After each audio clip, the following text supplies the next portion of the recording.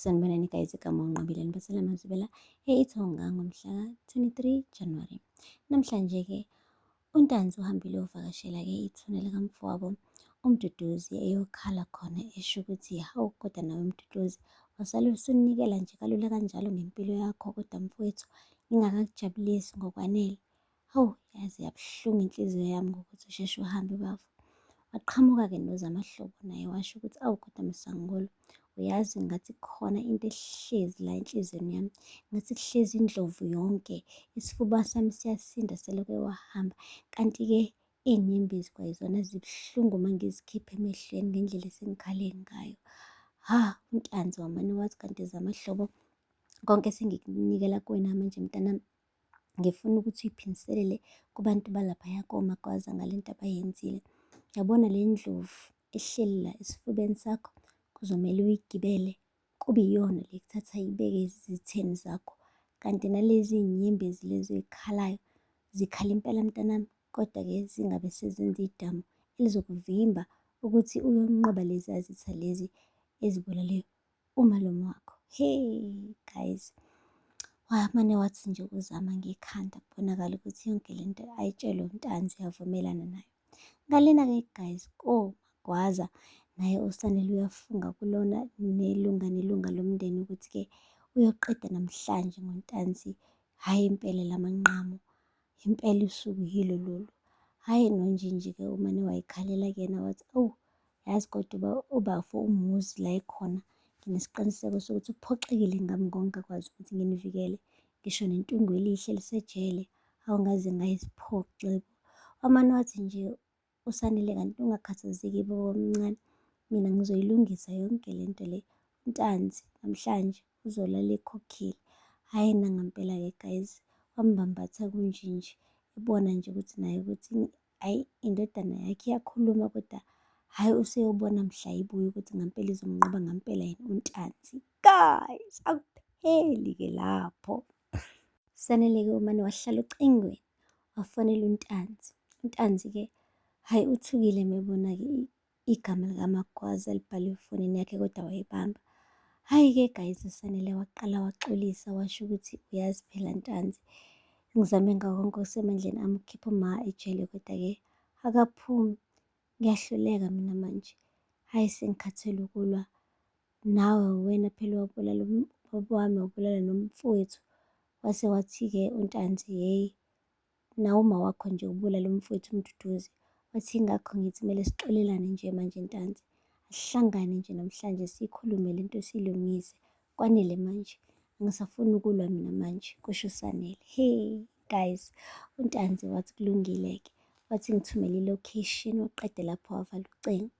Uthe eselivalile ucingo wahleka uNtanzi, wathi wephinda, uyazi lo mfana ucabanga ukuthi ngiyisilima, yabo njengoba engibiza nje ufuna ukuyongibulala, kodwa-ke ngifuna ukuthi angibone ukuthi nguNtanzi. Zonke lezi zinto ekade engangizinqoba, ngangingazinqobi nje ize yingoba phela vele ngunqoba izitha mina. Hhayi waqeda lapho wathi ngifuna ukumbheka ngqo ey'nhlamvini zamehlo ngimbone lo mfana ewaphansi equmbeka phansi, uzongazi. Wathi uphinda, hhayi tetela mina baba ngikulungisele lo mfana, ngizomlalisa namhlanje sutha umthofu. Wathi ndodana ungakhathazeki, wena ngifuna manje uqine ube indoda, ngifuna ukuthi wazi ukuthi usukhulile manje, angisenaye mina umfowethu, sekuwena ozoba manje indoda endala le ekhaya. Ungabe-ke manje usaba umfana, ibe indoda uqine, kodwa le mpi le phakathi kwami noSanele eyami, ngikudingi wena kuyona. Nangampela-ke guys, uhambile-ke uNtanzi, wahamba yedwa wafika laphaya kule location-ke uSanele abavumelane nayo ngayo.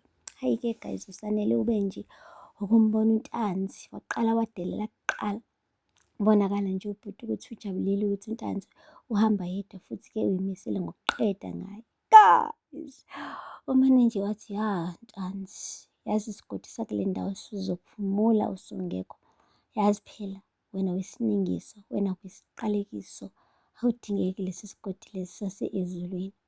Wamane uthi uNtanzi, ngampela kubonakala ukuthi naye uyithembile ubhuti, uyayazi le nto le ayizele la. Hey guys, hhayi umane nje wathi uSanele, namhlanje lamanqamu. abesidonsa isibhamu, noNtanzi wesidonsa isibhamu. Hhayi ndize emoyeni inhlamba. Kwathi kakakaka pha pha pha pha pha. Eyi kwasho khona-ke ukuthi-ke uSanele ufast. Eyi wamdubula uNtanzi wamhlakaza isifuba.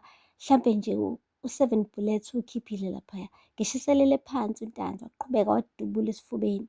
Hhayi wajabula-ke ebona ukuthi hhayi ngampela unqobile. Kuthe kusanjalo nje, awu nayi iveni yamaphoyisa. Yamfica kahle esaphethe isibhamu. Basho ukuthi hhayi siyakubopha-ke manje Magwaza, siyakubopha. Hhayi hawu hawu hawu, yini le oyenzayo mfana? Kodwa-ke abanganandaba ngoba vele-ke ubesijatshuliswa ukuthi uNtanzi ukuqedile ngaye. Hey guys, uthe nje sasethi inyathelo ey'mbili uthi uyaphuma kule sayithi le kade bekuyona, wezwa nangu uNtanzi uyakhwehlela manje. Hhayi bo, waqala manje wahlahla amehlo ukuthi hawu, indoda akade eseyibulele ikhwehlela kanjani. Uthe methi uyalivusa ikhanda uNtanzi wathi hhayi bo, kwenzenjani akukwazi kusho uSanele. Waqeda lapho wama ngey'nyawo uNtanzi. Wathi yabona mfana wami, ngelinye ilanga uma ufuna ukuqeda ngendoda, ubodubula ikhanda. Uqale ngekhanda uyezwa. Ngiyakubona nje ukuthi uyitshela ukuthi usile kahle kahle wena uyisiphukuphuku wena. Wathi Tanzi, angikaqedi ngawe uyezwa, ngiyabuya. Angiyi kofa la ngiyakhona. Eshejele njalo. Okusho khona-ke guys ukuthi uNtanzi-ke akagcinanga nje ngokubophisa uMakhomalo, usebophise noSanele imbala. Uqedile enyanga umndeni wakoMagwaza. Lapho kwenze konke lokho engaphikimisanga ngisho isikhala esisodwa guys. Hhayi kakhulukazi kuSanele. USanele nje ufike nje wamdlala ngey'ngqondo kuphela. Hhayi-ke vele intungo elihle-ke bandla. Ulifice kahle endlini walidubula-ke. Kodwa nje hhayi, mase sikhuluma amaqiniso, uSanele ayi bamane nje namhlanje bamphendula. Eyi kwaphela ukwazi, yazi uma kuthiwa kuphelile ukusa. Ngisho ukuba uthisha omkhulu, hhayi guys, kumane nje kwangathi nje akakaze nhlobo aphathe iy'ngane zesikole laphaya. Hhayi bo, esigodini sase-Ezulwini, umane nje waphenduka nje, hhayi bo, indodava yodwa yomuntu. Nakakholwanga membona uNtanzi ukuthi ugqoke i-bullet proof. Ubuze nje laphaya ehlomile ubhuti eredi ukuthi vele uzodubula. Kodwa futhi ubazi ukuthi uzodubula isifuba hhayi ikhanda. Ngoba phela ikhanda beliyimbungculo nje guys, ngingagqoke ngisho isigqoko-ke esine-bullet proof laphaya kuNtanzi. Ufake nje esifubeni kuphela, walindela iy'nhlamvu zikaSanele zingene esifubeni, ebese eyasukuma-ke aqede lapho ethi-ke ya, ushwebile, wageja. Ebese-ke yaqhubeka nempilo yakhe while uSanele yena impela-ke ehlala emabhentshini abandayo alaphaya ejele. Guys, aphela lapho-ke amazwibela namhlanje. Ngakhohlwa ukusubscribe and like and comment. Until next time, bye. Sanibonani guys, igama uNqabileni Basela Mazwibela. Hey, ithonga ngomhla